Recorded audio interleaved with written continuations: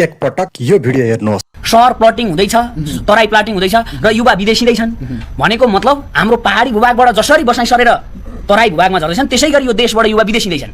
त्यसो भएको हुँदाखेरि यो आशाका काम गरेर यो समाजलाई कुन तरिकाले दिशानिर्देश गर्न सकिन्छ, यो समाजको परिवर्तन कुन तरिकाले गर्न सकिन्छ र यही ठाउँमा अर्थतन्त्र कसरी बलियो बनाउन सकिन्छ भन्ने पक्षमा काम गर्नुपर्छ।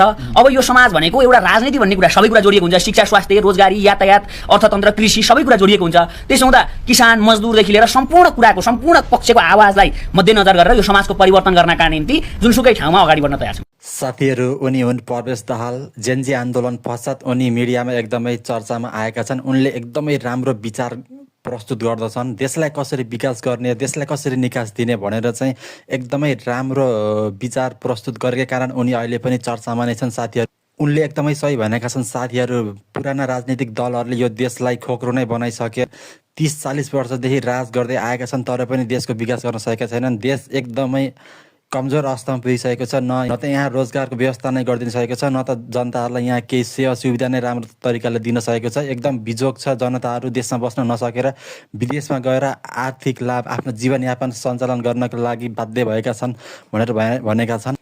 त्यसैले अब देशको मुहार फेर्नको लागि चाहिँ युवा नै राजनीतिमा आउनुपर्छ, युवाले नै यो देशको विकास गर्न सक्छन् भनेर उनले भनेका छन्। त्यसकारण हामीले अब यी पुराना राजनीतिक दलहरूलाई भोट कदापि दिनु हुँदैन। यस विषयमा तपाईँहरूले के भन्न चाहनुहुन्छ, कृपया प्रतिक्रिया दिनुहोला।